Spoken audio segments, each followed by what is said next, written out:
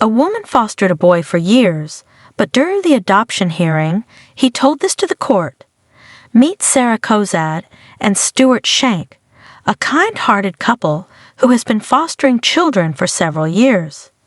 Sara has always been passionate about helping children in need, and she takes pride in providing them with a stable and loving home. One of the children that Sara has fostered is a boy named Michael. Michael was placed in foster care due to his parents' inability to care for him.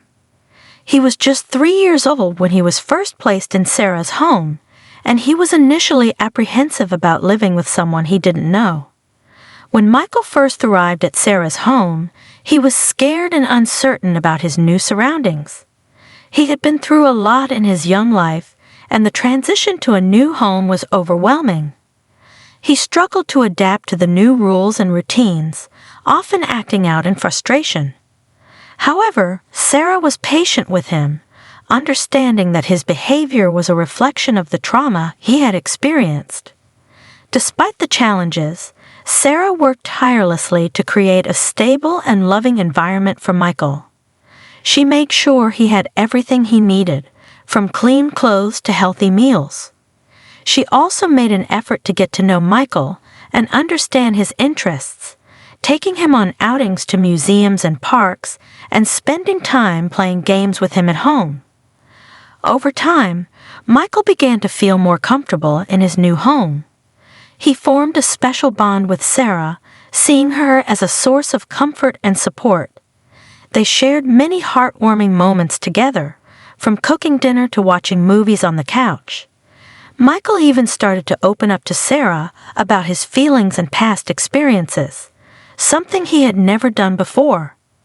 Despite the challenges that come with fostering, Sara was committed to providing Michael with a safe and nurturing environment.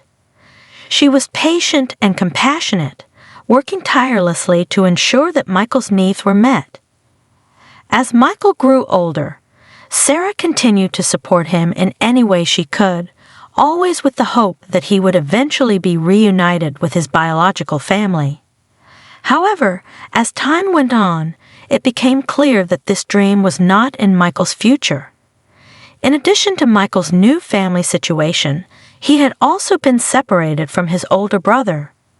Months had passed since Michael had seen his brother Dayshawn, who had been placed in a separate foster home. Sara had been working hard to facilitate visits between the two siblings, knowing how important it was for them to maintain their relationship. Finally, the day of the much-anticipated sibling visit arrived. Michael woke up early that morning, unable to contain his excitement.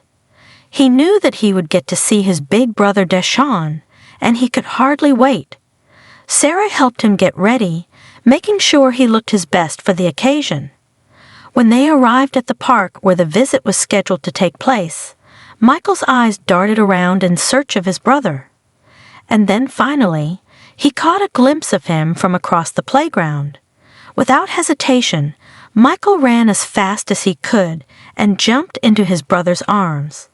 The two siblings hugged tightly, tears streaming down their faces. Dayshawn looked up at Sara and smiled, mouthing the words, "Thank you." It was a moment that Sara would never forget. For Dayshawn, the visit was a chance to reconnect with someone who had been a constant in his life, even during the most difficult times. His brother was someone he could laugh and play with, someone who understood what he had been through. It was a reminder that despite everything, he was not alone. For Sara, watching this reunion unfold was a powerful reminder of the importance of foster care. She knew that Michael's life would be forever changed by the love and support he had received in her home. And as she watched the two brothers embrace, she knew that this was what it was all about, creating a sense of family, even in the most difficult circumstances. That's when she realized they needed to be together, and she needed to foster both of them. Initially, Sara had reservations about fostering an older child, as Dayshawn was 10, but upon meeting him, she quickly formed a strong bond with him and became his foster mother with ease. While the couple prioritized supporting reunification efforts as foster parents, they eventually faced a challenging and emotionally turbulent journey when deciding to adopt the boys, which was not their original plan. Throughout the process, they struggled with conflicting emotions and were torn between the desire to reunite the children with their families and the wish to adopt them. So when the day of adoption finally arrived, they were extremely nervous. What would the judge say? It could go either way. Sara and Dayshawn were sitting in the courthouse, waiting for the judge to enter the room. They sat side by side, holding hands tightly, their nerves on edge. This was the day they had been waiting for, the day when the boys' future would be decided. Sara's heart was racing as she thought about all the times she had spent with Dayshawn and Michael. She had watched them grow and flourish under her care, and she couldn't bear the thought of them leaving her. Michael, too, was feeling anxious. He had never known a life without Sara, and the idea of not having her in his life was almost unbearable. As they waited, the tension in the room grew. Every passing minute felt like an eternity, and Sara and Dayshawn's nerves were frayed. They knew that the judge's decision would change their lives forever, and they couldn't help but feel overwhelmed by the gravity of the situation. Finally, the judge entered the room, and the proceedings began. Sara listened intently as the judge reviewed her case, outlining the reasons why Dayshawn and Michael's interests would be best served by staying with Sara and Stuart.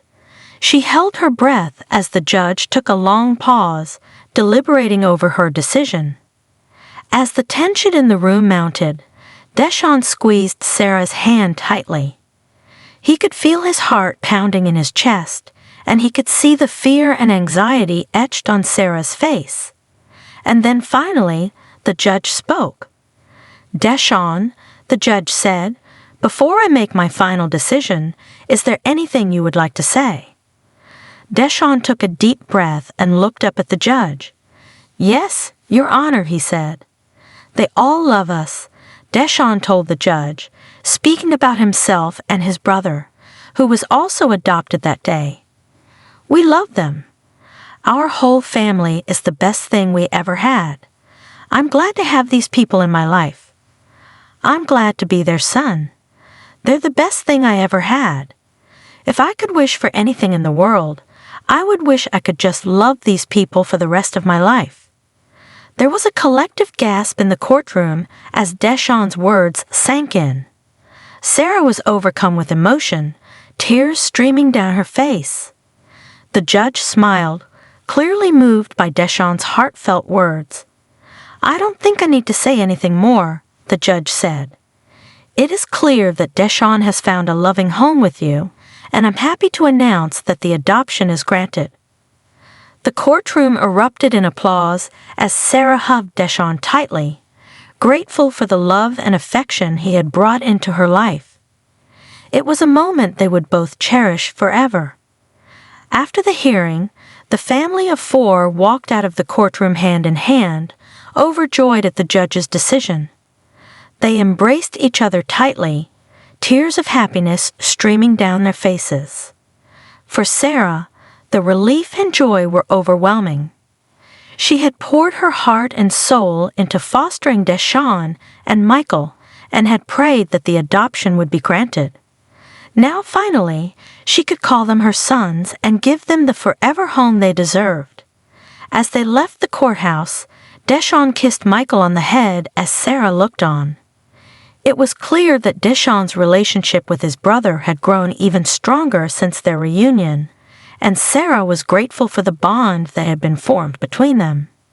For Sara, Stuart, Dayshawn, and Michael, everything has changed, and nothing has changed since Adoption Day. Cozad said they had been living as a family, but now it is official. What is your favorite part of this story? Let us know in the comments below.